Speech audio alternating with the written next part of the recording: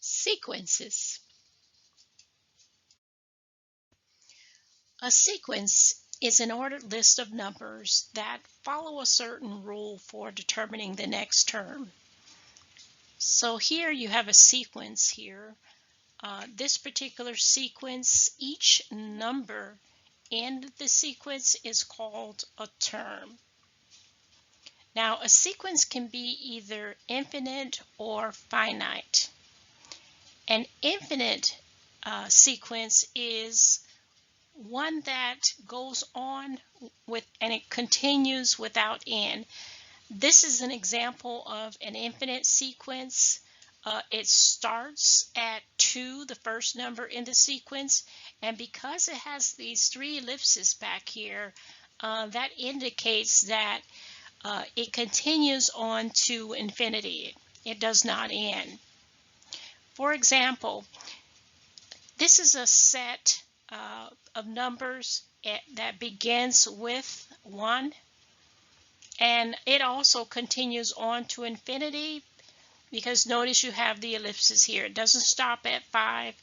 This means that it goes on and continues to infinity without end. Now, a finite sequence has a limited number of terms and it has a last term.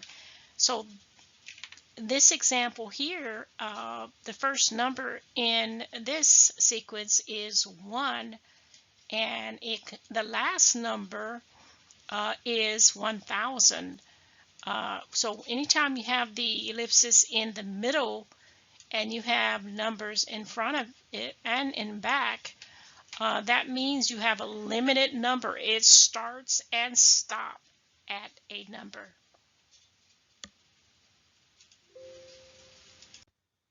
So here we have a sequence often called Fibonacci sequence, named after a famous Italian mathematician.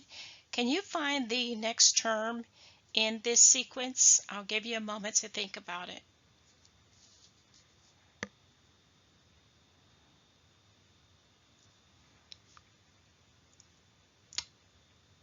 If you said 34, then you are correct.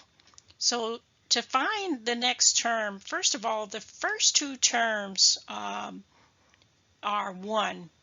And when you add these 2 terms, 1 plus 1, it gives you the third term, because 1 plus 1 is 2. And then 1 plus 2 gives you 3. 2 plus 3 gives you 5, and so on. So any given number is a result of adding the 2 numbers before it. Now, Fibonacci sequence, or these numbers, can be seen and found in our everyday lives, such as nature, art, music, architecture. But we see it every day. You just may not notice it. Arithmetic sequences. What is the next term in this sequence? Well, let's take a look at the first number in this sequence. The first number is 3. The second term is an 8. So that was an increase. So by how much did it increase? Went from 3 to 8 there. Yes, if you said 5, that is correct. So that was an increase of 5. Well, let's see, how much did it increase by from 8 to 13? Yes, that's correct, 5.